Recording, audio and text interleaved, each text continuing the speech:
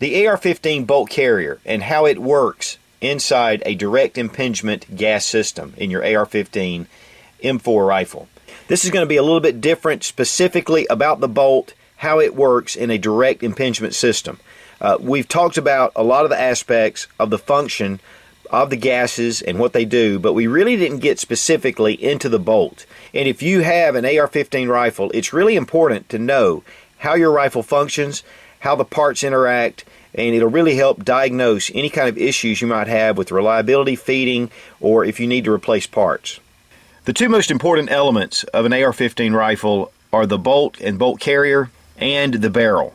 And if you're going to spend any extra money on your rifle, you should at least first start with a really good quality bolt carrier and barrel. Today we're specifically going to talk about the bolt carrier group, how it works in the AR-15. There's some things that when I was talking about the direct gas impingement system that I didn't include, and because there's just so much information about these. Now, one of the most critical elements of your bolt carrier group as far as the gas system goes is your gas key. The gas key connects with the gas tube. Once a round has been fired through the barrel and the gas follows, comes back through the gas tube and hits the gas key, the gases are forced down into the bolt itself and into the bolt carrier group.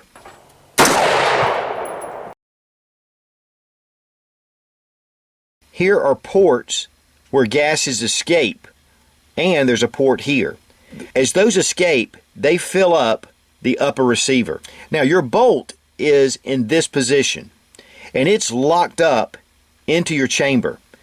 But once this gas expands inside the bolt, it actually pushes the bolt in the rear position like so. And when it does, it unlocks the bolt. Now here we have a barrel, and as you can see, it has corresponding entrance points for the teeth on the bolt. And as the bolt goes into the chamber and it closes, notice the cam pin right here, how it rotates at an angle as the bolt closes. And then when the bolt pulls out, notice that the cam pin goes forward. The bolt actually rotates.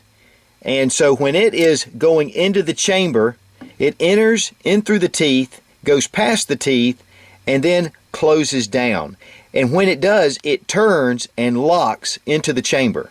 If you'll notice, the teeth come about halfway into the chamber, and then there is a recessed area beyond the teeth where the bolt sets. The bolt enters in, closes, and rotates. And then as the gases leak from the bolt, it forces the bolt back and unlocks the bolt. Now here is your gas port. This is in the barrel, and it was one of the things I couldn't demonstrate earlier. But as the gas passes through the barrel and the projectile moves forward, gases are forced up through this little port. And typically, there's a gas block that fits to direct the gas into the gas tube.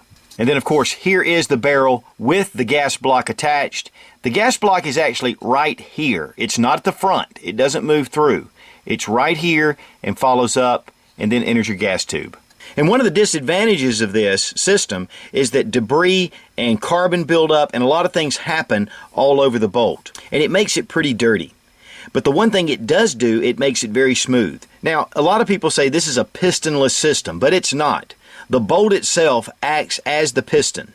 And one of the beautiful things about Eugene Stoner's design is that when it enters into the buffer tube, all the spring action is behind you on your shoulder, instead of on an AK right at the top of the receiver and at the front. So this gives you a little more recoil management, and there's not as much muzzle flip. And of course, the 5.56 or 223 versus the 7.62 by 3.9, which it's a heavier bullet and there's a little more recoil just associated with that round. Now, your charging handle has a small hole here at the end, and that corresponds with your gas key. And this is the way that your gas tube can connect with your gas key. Now, when firing the weapon, the bolt actually moves in the charging handle. That way, the charging handle doesn't come back and hit you in the face. But if you want to charge your weapon, you can grab hold of the charging handle and pull it, and of course it pulls the bolt back as well. So you have your movement here when it's firing, and then if you want to charge the weapon, then just pull the charging handle back.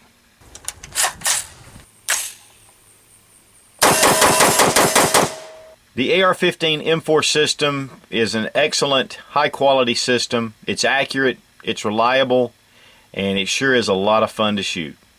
Be strong, be of good courage. God bless America. Long live the Republic.